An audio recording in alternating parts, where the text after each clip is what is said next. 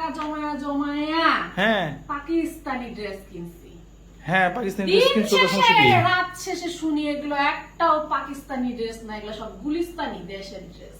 হ্যাঁ এই কথা শোনার পর থেকে মাথাটা কেমন পাকিস্তানি গুলো তো লাগে। আমি বুঝি না, যাই হোক, মানে ঘটনা কি বুঝলাম না। পাকিস্তানি কয়ে গুলিস্তানি? হ্যাঁ পাকিস্তানি করে ধরে দিছে গুলিস্তানের কাপড়। আমার চোখে ঘুম হারাম করে দিছে। কি করলো বেটি, আমি অবাক হয়ে যাইতেছি, এটা কি ঠিক করলো না? আর পারতাছি না। ঠিক আছে ভাবি, রাখি এখন, আর মাথা কাজ করতেছে না। ইস, হ্যাঁ তিনি কি হয়েছে, কার সাথে চিল্লাচিল্লি করতেছো? এই তুমি এখন কথা বলো না তো, অনেক সমস্যার মধ্যে আছি। আরে কি সমস্যা, তুমি আমার সাথে শেয়ার করো। তুমি হায়, আমি কেমনে এরকম কাজ করতে পারলাম? আস্তে, এগুলো কি করছো? এই ডাইনিং টেবিলের উপরে জামা কাপড় ছড়া রাখছো কেন? আরে হ্যাঁ? এখন কথা বলতেছো, ভালো লাগতেছে না আমার। আরে কি হয়েছে, আমার সাথে শেয়ার না করলে ভালো লাগবে কেমনে? এই কামটা আমি করলাম, আমি এত বোকা হইলাম, আমি পড়াশোনা করে কি লাভ হইছে আমার? কি বোকামি করছো? আমার জীবনে এরকম বোকামি আমি জীবনেও করি নাই। আরে কি করছো সেটা তো বলবা, কি হয়েছে কি? আরে এই যে জামা কাপড়গুলো দেখতেছো, হ্যাঁ তুমি এনে ছড়া ছিটা রাখছো কেন? এনে কি সমস্যা কি? এই যে জামা কাপড়গুলো কেনার জন্য হ্যাঁ। আমি কত পরিশ্রম করছি। পরিশ্রম করছি মানে কোথা থেকে টাকা হাতাইছি। এটা তো আমি কম বেশি হলেও জানি, তারপর সবই আমার কত পকেটের টাকা। থেকে, হ্যাঁ বাজারের টাকা থেকে, এই টিফিনের টাকা থেকে, আমি রাস্তায় জানি, রিকশা ভাড়া থেকে, আমি জানি শুরু করে সবকিছু থেকে টাকা জমাইছি। এই গুণগানগুলো আমার বলার দরকার এগুলো নেই, থাক করার থাক জন্য থাক। কত কিছু করতে হয় ছোটলোকি। সেটা তো আমি জানি। এখন জীবনে কত ছোটলোকি তোমার যে রিয়েলাইজেশন আসছে এতেই আমি খুশি। এখন ঘটনা কি আসলে? হ্যাঁ তুমি কথা বলতেছো, না না ঠিক আছে ঠিক আছে। এত কিছু যে করলাম, হ্যাঁ করার পর হ্যাঁ যদি দেখি হ্যাঁ যেটার জন্য করছি সেটা কোনো লাভই হয়নি, তাহলে কেমন লাগে? মানে সব বোকা বানিয়ে গেছে, সব লস। কি হইছে? লস হয়ে গেল। আর কি হইছে, কি মেইন ঘটনা বলো তো? হইছে বেডি কামটা করলো। কোন বেডি? কি বেডি? সারাদিন লাইভ করব, হ্যাঁ। আর আমি ছুটে লাইভ দেখার জন্য প্রথম কমেন্ট করলে ডিসকাউন্ট, শেয়ার করলে ডিসকাউন্ট। খাইতে বইলে তো তুমি সামনে লাইভ নিয়ে বসো। আমি যে একটা অফিস থেকে আসছি ওই সময় তোমার মাথার মধ্যে থাকে না। আরে শেয়ার বাটনে টিপ দিতে দিতে আমার আঙ্গুল ব্যথা হয়ে যায়।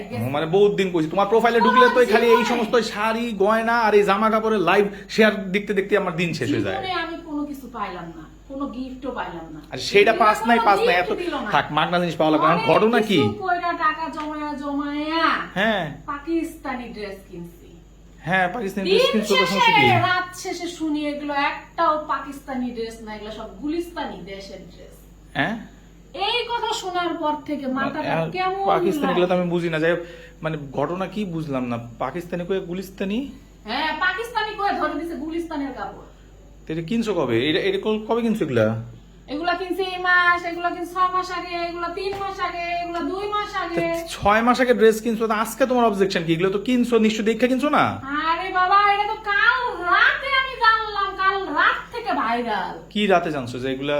এগুলা সব বলে দেশি ড্রেস, এগুলা কোনো পাকিস্তানি। এই থামো, তুমি যদি এই ড্রেসটা 3 মাস আগে কিনো, হ্যাঁ। এই ড্রেসটা যদি 6 মাস আগে কিনো, তো তুমি ড্রেসটা কি যখন লাইভে দেখছো পছন্দ করছো না?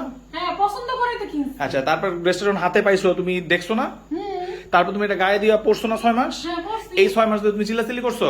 না তা আজকে হঠাৎ করে কি হয়েছে, ফেসবুকে কি দেখছো, হঠাৎ করে তোমার মাথায় হাত দেওয়ার কি আছে? কালকেই জানতে পারলাম, এই জন্য তো মাথায় হাত দিয়ে বসে আছে, আমি কি ভাবে। আরে ভাই জানতে পারছো, ভবিষ্যতে কেনার সময় সাবধান করার জন্য তোমাদেরকে জানানো হচ্ছে, কিন্তু এখন তো আফসোস করার কিছু নাই, তুমি তো কিনা পড়ছো এতদিন। তাই বলে বেটি আমাকে এইরকম বোকা বানাইলো। আচ্ছা, হইছে। পাকিস্তানি ড্রেসে টাকা দিলাম, দিল গুলিস্তানি ড্রেস, আমি তো গুলিস্তান জায়গা কিনে আনতে পারতাম।